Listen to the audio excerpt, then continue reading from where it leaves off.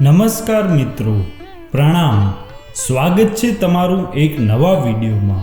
એક વખત મહાત્મા બુદ્ધ પાસે એક માણસ આવ્યો. તેના ચહેરા પરથી દેખાતો હતો તે ખુશ નહોતો. બુદ્ધ તે માણસને જોઈને સમજી ગયા. માણસને પૂછ્યું, બોલો ભાઈ, કેમ આટલા નિરાશ લાગો છો? માણસે હાથ જોડીને કહ્યું, ભગવાન, આ જીવનથી હું નિરાશ થઈ ગયો છું. મારા જીવનમાં ખુશી જેવું કંઈ રહ્યું નથી. મેં જેવું વિચાર્યું હતું તેવું કશું થયું નહીં. જ્યારે હું નાનો હતો, ભણતો હતો, ત્યારે વિચાર્યું હતું માતા પિતા માટે ઘોડાગાડી લઈશ, પરિવાર માટે મોટું મકાન બનાવીશ અને બધા ખુશી ખુશી રહેશું. પરંતુ એવું કશું થયું નહીં. મેં મારું ભણતર સારી રીતે પૂર્ણ કર્યું, નોકરી પણ મળી ગઈ, પરંતુ તેવી નોકરી ન મળી કે મારી આ બધી ઈચ્છાઓ પૂરી થઈ શકે. આ નોકરીમાં ઘરનો ખર્ચ નીકળે, બસ એટલું. ઘરેથી નોકરી અને નોકરીથી ઘર, બસ આ જ મારી જિંદગી બની ગઈ છે. અને આ બધા વિચાર કરીને હું નિરાશ થઈ જાઉં છું. કૃપા કરીને કોઈ ઉપાય બતાવો. બુદ્ધ તેની વાત સાંભળીને તેમને એક ફૂલોના બગીચા પાસે લઈ ગયા અને માણસને કહ્યું, આ બગીચામાં અંદર જઈને તમને જે સૌથી સુંદર લાગે તે ફૂલ મને તોડીને મારા માટે લેતા આવજો. પરંતુ એક વાત યાદ રાખજે, તારે બગીચામાં એકદમ સીધું ચાલવાનું છે અને ચાલતા ચાલતા ફૂલોને જોતા જવાનું. તેમાંથી તને જે ફૂલ પસંદ આવે તે તોડી લેવાનું છે. પરંતુ જે ફૂલ પાસેથી તું પસાર થઈ જાય તેને પાછા વળીને તને તોડવાનું નથી. માણસે બુદ્ધની વાત ધ્યાનથી સાંભળીને બગીચામાં ગયો.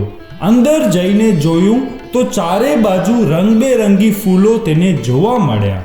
પરંતુ માણસે તેમાંથી એક પણ ફૂલ તોડ્યું નહીં અને તે આગળ વધ્યો. તેણે વિચાર્યું, અહીંયા બગીચામાં પ્રવેશ કરતા જ જો આવા ફૂલો હોય તો આગળ કેવા હશે? જરૂર આનાથી સુંદર ફૂલો હશે. આવી આશામાં તે ચાલતો રહ્યો અને છેક બગીચો પૂરો થાય ત્યાં સુધી આવી ગયો. ત્યાં તેણે જોયું તો જેટલા છોડ હતા તેમાં ફૂલો હતા, પણ તે કરમાઈ ગયા હતા, સુકાઈ ગયા હતા. તે માણસ પસ્તાવો કરવા લાગ્યો કે તેણે પહેલા જ કેમ કોઈ ફૂલ તોડી ના લીધું. પરંતુ હવે શું થાય? તે માણસ પાસે આ સુકાઈ ગયેલા ફૂલ તોડવા સિવાય કોઈ વિકલ્પ હતો નહીં. માણસે એક કરમાયેલું ફૂલ તોડીને બુદ્ધ પાસે આવ્યો. બુદ્ધ જોઈને બોલ્યા કે બગીચામાં કેટલા બધા સુંદર ફૂલો છે, છતાં પણ તું મારા માટે આ સુકાઈ ગયેલો ફૂલ કેમ લાવ્યો? માણસે કહ્યું, જેમ જેમ હું બગીચામાં આગળ ચાલતો ગયો તેમ મને એવું લાગતું હતું કે આગળ હજી મને આનાથી પણ વધારે સારા ફૂલો મળશે. અંતે આ બધા ફૂલોને મેં પાછળ છોડી દીધા અને છેલ્લે આ સુકાઈ ગયેલું ફૂલ તમારી માટે લાવવું પડ્યું. મહાત્મા બુદ્ધ બોલ્યા, બસ તારી આ જ સમસ્યા છે. આ બગીચો એ તારું જીવન છે અને આ બધા રંગબેરંગી ફૂલો તે તારી નાની નાની ખુશી છે. પરંતુ તે આનાથી વધારે મોટી ખુશી મળશે તે આશામાં ત્યાં નાની નાની ખુશીઓને ક્યાંક પાછળ છોડી દીધી. કદાચ તને ઘોડાગાડી મળી ગઈ હોત તો પણ તારા માતા પિતા એટલા ખુશ ન હોત જેટલા તું એમની પાસે બેસીને સુખ દુઃખની વાતો કરતો હોત, તેમની સેવા કરતો હોત.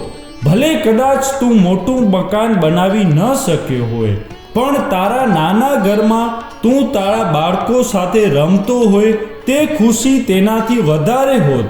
ભલે તું કદાચ તારા બાળકોને, પત્નીને કોઈ મોટા સ્થળે ફરવા ન લઈ ગયો હોય, પરંતુ તેનાથી વધારે ખુશ એ ત્યારે થશે જ્યારે તું તેમને સમય આપીશ, તેમની સાથે સ્નેહથી વાતો કરીશ, તેમની મનની વાતો સાંભળીને અને તારી મનની વાતો તેને કહીને એકબીજાની ખુશીને બાટીને આ બગીચાની જેમ તારા જીવનને ખુશીથી ભરી દે. મહાત્મા બુદ્ધની વાત સાંભળીને તે માણસ હળવો થઈ ગયો, તેના ચહેરા પરથી નિરાશા દૂર થઈ ગઈ.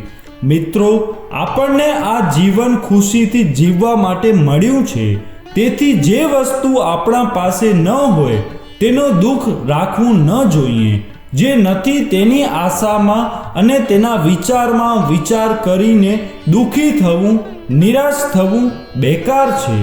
વધારે મેળવવાની લાલચમાં જે આજે આપણા પાસે છે તેનાથી ખુશ થતા નથી, અને એક સમય પછી આ ખુશી, આનંદ આપણા હાથમાંથી સરી જાય છે. એટલે વર્તમાનમાં જે છે તેનાથી તમારી ખુશીને, આનંદને શોધીને મસ્ત રહો. મિત્રો, જો તમને આ વિડીયો પસંદ આવ્યો હોય તો વિડીયોને લાઈક અને આપણી ચેનલને સબસ્ક્રાઈબ જરૂર કરજો. જય શ્રી કૃષ્ણ.